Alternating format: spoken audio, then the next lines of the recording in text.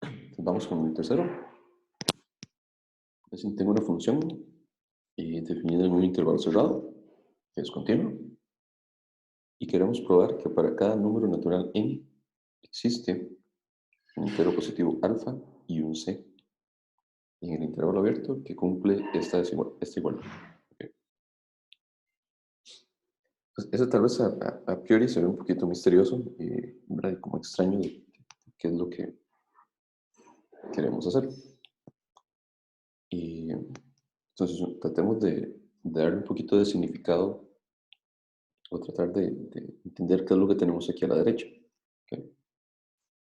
Entonces, si tratamos de relacionar, no sé, vamos a ver, pregunta, esto que señalé en rojo, y les da alguna noción de qué está pasando o cómo podemos llegar a esa expresión que tenemos ahí. Esa es la pregunta del millón.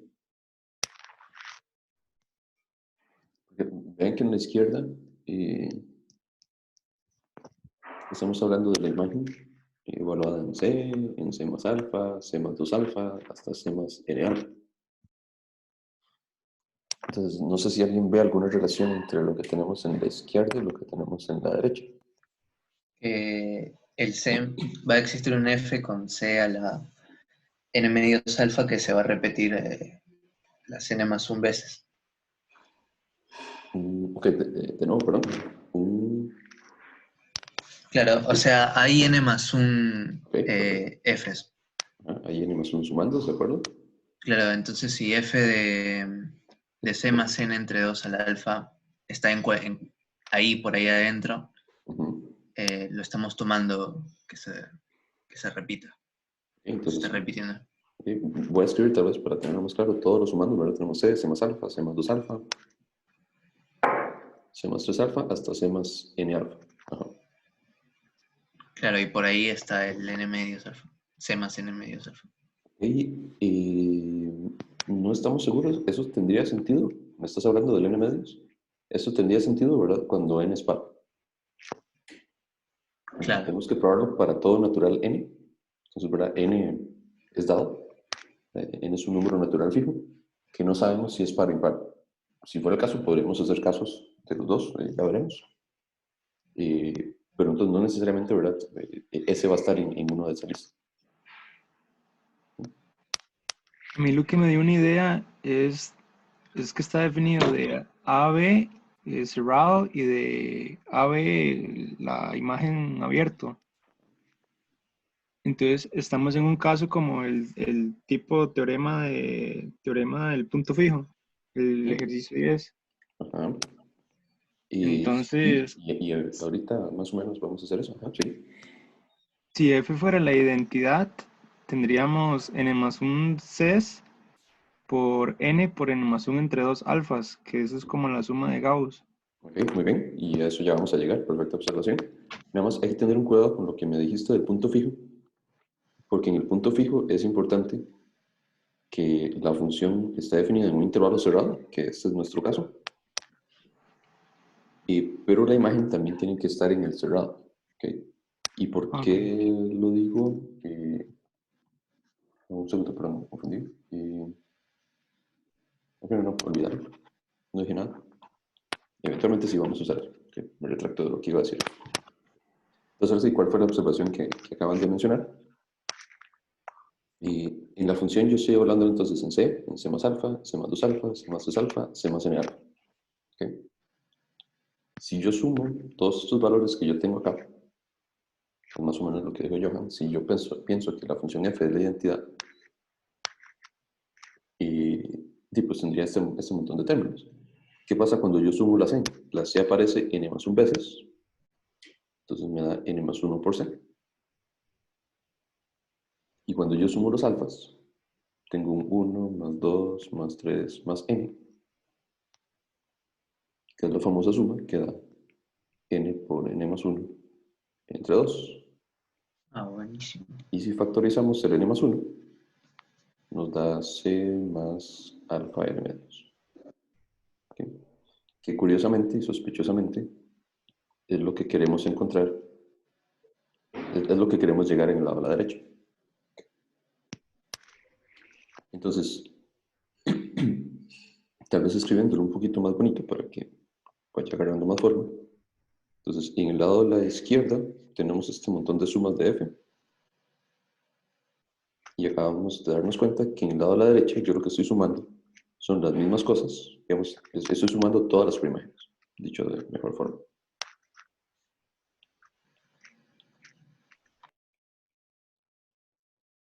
¿Ok? Entonces, esto, digamos, es eventualmente a la igualdad a la que queremos llegar. ¿Me siguieron hasta ahí? Entonces, recapitulando, nos dimos cuenta que si yo sumo todas las preimágenes que nos dan en el lado de la izquierda, que son las que tenemos acá, pues cuando yo sumo todo eso, obtengo el lado de la derecha. Entonces simplemente separo el lado de la derecha de esta forma. ¿Okay? Y entonces, tal vez aquí voy a hacer paréntesis. ¿Qué pasa? Digamos, y es básicamente una aplicación del teorema del valor medio, ¿verdad? Es exactamente el mismo, solo que lo voy a repetir aquí para recordarlo. Si yo tengo una función continua en un intervalo cerrado, y un caso más sencillo, y el producto de las imágenes de los extremos da negativo, entonces yo sé que existe un C en el intervalo abierto, en donde la función vale 0. ¿Qué es lo que estoy diciendo aquí? De nuevo, es el mismo teorema de valor intermedio, pero una versión más sencilla. Bolzano. Ajá, sí. Si el producto de las imágenes es negativo, es porque una es negativa y la otra es positiva. O al revés, no importa el orden. Pero necesariamente por continuidad, en algún momento voy a tener que pasar por el medio. Entonces, esto, digamos, es típico cuando yo quiero demostrar que alguna función se anula. Simplemente ocupo darme cuenta que en los extremos uno es positivo y el otro es negativo. ¿Ok? Y bueno, aquí olvidé poner, lo dije, pero mejor lo escribo. Bueno, la función tiene que ser continua. Entonces, ¿por qué no intentamos hacer eso mismo acá? Tratemos de pasar todo al lado derecho. ¿Ok? Y entonces voy a tratar de unir las cosas que pareciera que deberían de unirse. Por ejemplo, esta f de c la voy a agrupar con este, el f de c más alfa con el que sigue, y así sucesivamente, término a término. ¿Okay? Entonces, básicamente, queremos demostrar que existen un alfa y un c, que hacen que f de c menos c, luego viene f de c más alfa menos c más alfa, luego viene el siguiente término, que sería c más 2 alfa menos c más 2 alfa, y así sucesivamente, hasta llegar al último, que sería c más n alfa menos c más n alfa. Y esto es igual a 0. Y de nuevo, ¿por qué lo hago así? Porque si queremos encontrar un c en el intervalo AB, ¿verdad? Es muy parecido a lo que nos dice este teorema. C en ese intervalo tal que f de c valga 0. Entonces, igualemos todo a 0 y todos de alguna forma se ve más. Debería verse más bonito. Entonces ocupamos encontrar un c que haga esto. Ahora, por simplicidad,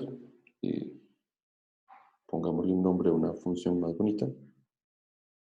Llamemos h de x a f de x menos x.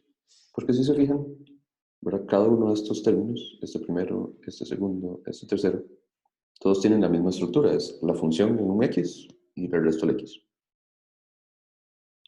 Entonces llamemos h de x igual a eso. Entonces, ahora la pregunta es, bueno, h de c es h de c más h de c más alfa más h de c más 2 alfa, etcétera, etcétera, hasta llegar al último, que sería c más n alfa. La pregunta es, ¿será posible que eso sea igual a 0? ¿Ok? ¿Hasta aquí alguna pregunta?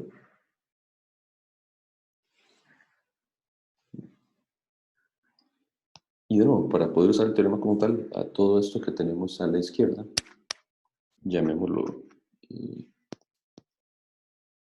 de c. Pongamos un nombre a eso. Toda esta suma de h le vamos a llamar Y entonces, si queremos encontrar, voy a ponerlo por acá otra vez, si queremos encontrar un C en el intervalo AB, ¿verdad? Y de nuevo, aquí todavía lo estoy escribiendo de forma informal para ver qué es lo que queremos llegar. Entonces sería muy bonito darnos cuenta que G de A es, por decir algo, positivo y que G de B es negativo. Porque si eso ocurre, por el teorema del valor medio, intermedio, yo sé que entonces que va a existir un C en AB que hace que G de C valga 0. ¿Verdad? ¿Qué es lo que queremos encontrar? Ya sea así o al revés, ¿verdad? Puede ser que G de A sea negativo y que G de B sea positivo. Alguna de las dos. ¿Ok? ¿Y preguntas?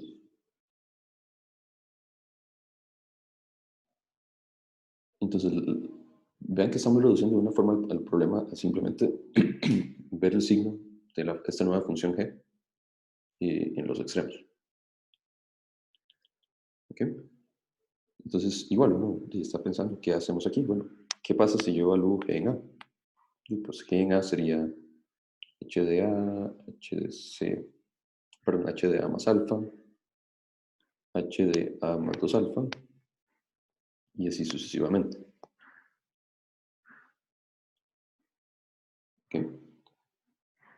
Entonces, para poder determinar si esto es, pues, si tenemos alguna esperanza, para poder determinar si esto será positivo o negativo, tenemos que preguntarnos qué le pasa a H, ¿verdad? ¿Cuál será el signo de H? Entonces, ¿qué era H? H lo habíamos definido, aquí está. H es f de x menos x. Y que si se fijan es la misma que, bueno, es la misma noción que usamos en el ejercicio 10, la misma funcioncilla que definimos. Entonces, ¿qué le pasa a H? Si yo evalúo H en A, esto me da f de A menos A. Pero como el f era una función del intervalo cerrado al intervalo abierto, necesariamente f de A toma valores entre A y B sin incluirse. F de A es algún valor ahí. Eso lo que implica es que esta expresión necesariamente va a ser positiva. Y lo mismo si yo evalúo h en b. H en b es f de b menos b, que es lo mismo que dijimos en el ejercicio 10. Pasa lo mismo, f de b es algún valor en ese intervalo. O sea, es estrictamente menor que b. Lo que dijimos aquí antes es que f de a es estrictamente mayor que a. Lo que implica que al evaluar en h, esto me va a dar negativo. ¿Okay? Entonces yo sé que h, voy a hacer el dibujito por aquí más bonito.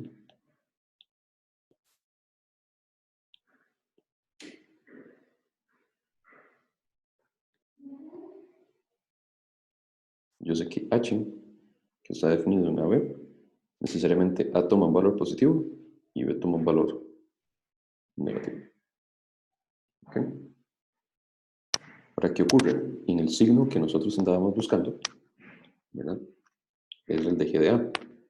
Ven que el G de A, yo estoy hablando de valor H en A, que este está perfecto, ya sé que este H de A es positivo, pero luego tengo H de A más alfa, H más 2 alfa y un montón de números, que esos valorcillos van a andar por aquí, ¿verdad? A más alfa, A más 2 alfa, etcétera, etcétera. Entonces la pregunta es, ¿yo podré garantizar que cada uno de ellos sea positivo? Si fuera así, sería una maravilla, porque si ya sé que cada uno de ellos es positivo, entonces yo podría garantizar que todo me da positivo. ¿Okay? Entonces, ¿alguna idea de cómo puedo hacer que todo eso siempre sea positivo?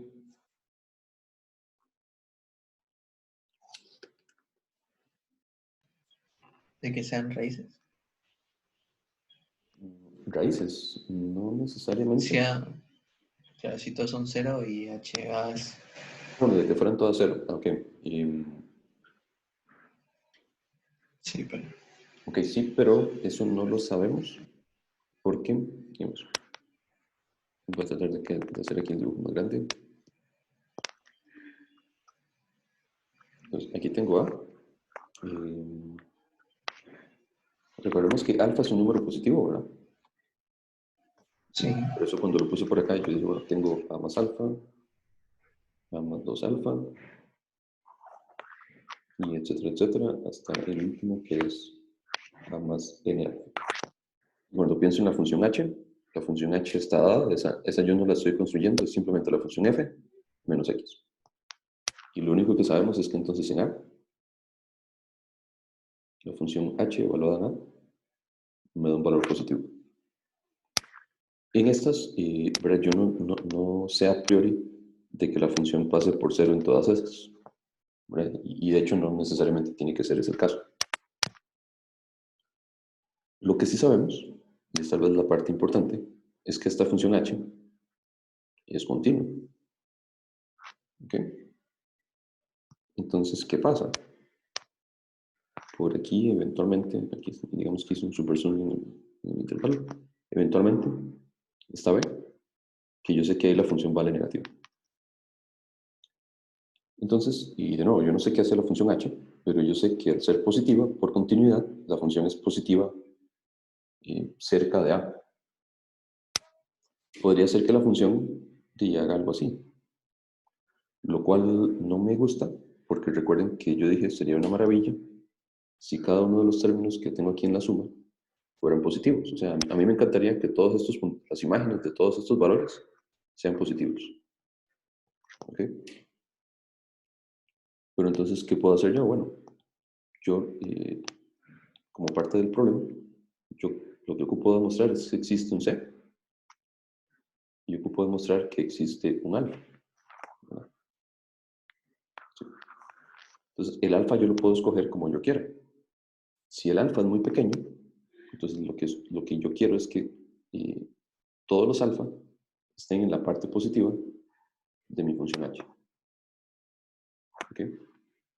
Entonces, la noción aquí es tomar alfa pequeño de manera tal que h evaluado en cada uno de esos señores, h de a más n alfa, todos sean positivos. Y de nuevo, eso intuitivamente puedo hacerlo, porque si alfa es pequeño, todos los valores van a estar muy cerca de a, y es una cantidad finita, entonces todos van a estar cerca de a.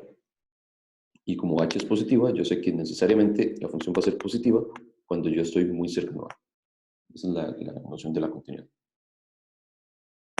Eso intuitivamente. Ahorita lo escribo mejor, pero esa es la noción que tengo. ¿Preguntas?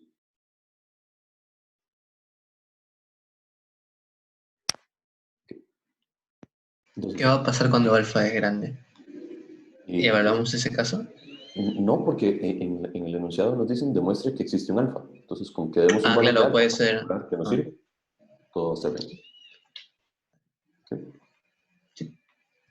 Entonces, escribamos eso formalmente. Entonces, por continuidad de la función h, ¿okay? Y como h de a es positivo y h de b, bueno, por continuidad de h y como h de a es positivo, yo sé que existe algún delta, llamamos delta 1 positivo, tal que si yo evalúo la función en a más x, me va a dar positivo siempre que yo esté en ese intervalo 0 delta. Entonces, ¿qué estoy diciendo acá?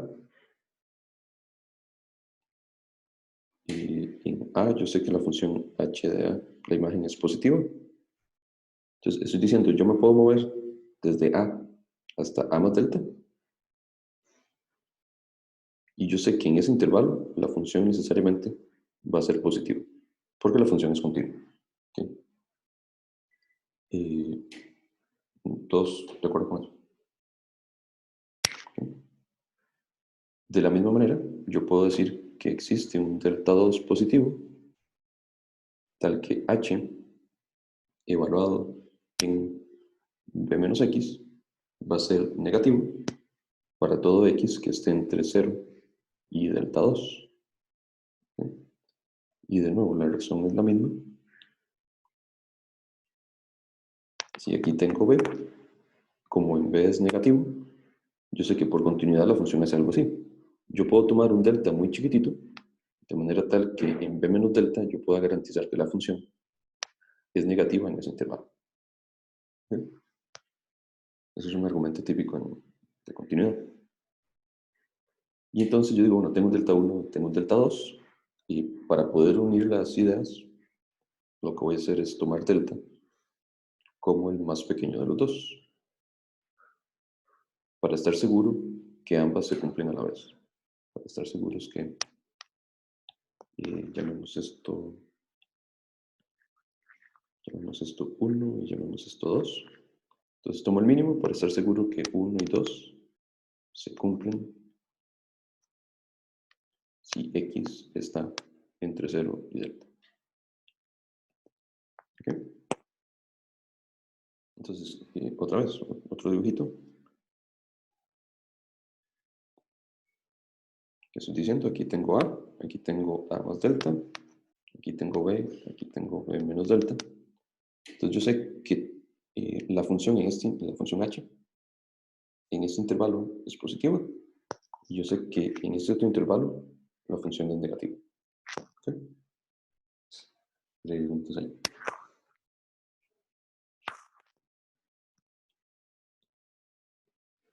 Entonces, ahora sí, volviendo a lo de antes, recuerden que estábamos hablando de los puntos A más, A más alfa, A más 2 alfa, y etcétera, etcétera, hasta A más n alfa. Entonces, como yo ando buscando encontrar un alfa, digo, bueno, voy a forzar que todos esos valores, y como es un conjunto finito, yo puedo estar seguro de que todos ellos los puedo meter acá. Yo voy a tener A más alfa hasta A más n alfa. ¿Cómo hago eso? Para que todos los elementos A más alfa, A más 2 alfa, A más n alfa estén en el intervalo que me interesa, que es A y A más delta, pues lo que ocupo, que el número más grande, que en este caso como todo es positivo, ocupo que A más n por alfa sea más pequeño que A más delta. O sea, quitando los A's, ocupo que n por alfa sea más pequeño que delta, o sea, ocupo que alfa sea más pequeño que delta entre ellos. ¿Okay? Si yo garantizo que alfa es más pequeño que delta entre n, yo estoy seguro que todos estos puntillos van a estar aquí adentro. ¿Okay? Y entonces, aquí es donde viene el detalle. Como estamos demostrando la existencia de un alfa, aquí es donde yo voy a decir, ok, ya sé que existe, voy a tomarlo particularmente, y voy a tomar alfa, y puede ser cualquier opción. Tomemos alfa como delta entre n más 1, porque al dividir entre n más 1, me da más pequeño que al dividir entre n. Entonces, en el enunciado, al decir, demuestra que existe un alfa, aquí lo tenemos. Ese es el alfa que nos va a servir.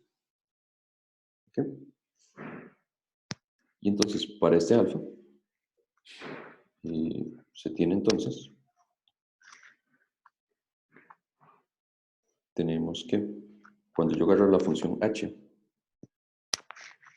y le evalúo en A, le evalúo en A más alfa, le evalúo en A más 2 alfa, y le evalúo en A más n alfa, cada uno de estos me va a dar un valor que es positivo.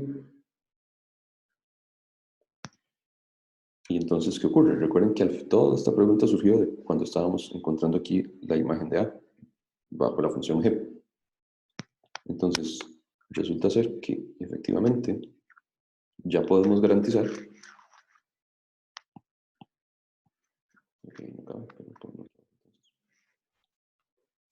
entonces podemos garantizar que la imagen de A, que era este montón de cosas, este montón de sumarios, ahora sí, como escogimos el alfa, podemos garantizar que cada uno de estos términos es positivo. Y entonces, si sumamos un montón de términos positivos, esto me va a dar estrictamente mayor que 0. ¿Okay? Sabemos que la imagen, que la función g es positiva. Faltaría darme cuenta ¿verdad? Que la función ahora en B es negativa. ¿Alguna pregunta, Sara? Con confianza.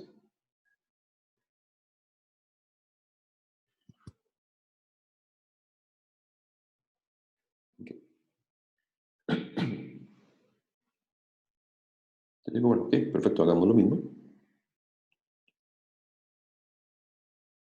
¿Qué pasa si yo calculo la imagen de B? Bueno, pues la imagen de B, y recuerden en la definición de G, que bueno, sería básicamente esto mismo, solo que cambiando la A por B. Cambiando la A, no la H. Esto sería H de B más alfa, y etcétera, etcétera. Ahora, ¿qué inconveniente tendría hacer esto? ¿Okay? De lo que sabemos, en algún lugar dijimos, por aquí, ¿verdad? Sabemos que h de b es negativo. Entonces, lo único que sabemos es que este término es negativo. Pero del resto no me sirve mucho, porque si lo estoy pensando de esta forma, y aquí tengo b más alfa, aquí tengo b más 2 alfa, y así sucesivamente. Todos esos valores están hacia la derecha. Y eso a mí no me servía, porque si recuerdan lo que asumimos acá, más bien eran valores de b hacia la izquierda. Esos son los que yo conozco. Cualquier valor que yo agarre entre b y b menos delta, yo sé que la función va a ser negativa. Entonces, realmente, ¿verdad? Esto no me sirve. Porque, de nuevo, estoy tomando valores solamente que tengo a la derecha. ¿Qué tendría más sentido evaluar? Tendría más sentido evaluar la función g en b menos n por alfa. Si se fijan, la función lo que hace es ponerse un valor y empezar a evaluar en el resto. Si yo quiero terminar en b, yo lo que tengo que hacer es evaluar en el primer valor, que es b menos n alfa, porque entonces ese me va a generar todos hasta el último. Entonces, si yo calculo cuánto es la imagen de b menos n alfa, esto lo que me va a dar es h en b menos n alfa, más, voy sumando todos, hasta b menos alfa, y luego hasta b. ¿Okay? ¿Y qué pasa? Por lo que dijimos aquí arriba, por lo que dijimos acá, ¿verdad? La función h es negativa en b menos delta b. Y de nuevo, por la escogencia del alfa, todos estos valores b menos alfa, b menos 2 alfa, hasta b menos n alfa, todos esos valores están ahí metidos. Porque tomamos alfa muy pequeño. Entonces, ¿qué pasa? Este término, ya sabíamos que h de b era negativo. Todos estos términos que están en el intervalo b menos delta b, todos estos términos también van a ser negativos. Y por lo tanto, la imagen de g en ese valor también es negativa. Entonces, cuando pensamos en la función g, realmente no me interesaba tanto el g de b, sino me interesa el intervalo que va de a b menos n alfa. Porque ya sé que en a es positivo y que en b menos n alfa la función g es negativa. Y entonces, por el teorema del valor medio, me dice que existe una c en el dominio, en el intervalo abierto a b, bueno, en este caso b menos n alfa, tal que g de c vale 0. Y si recuerdan, g de c igual 0, y era lo que dijimos acá, era lo que queríamos probar, encontrar que existe un c que cumpliera con este igual. ¿Okay? Y eso terminaría el problema número 3. ¿Hay alguna pregunta?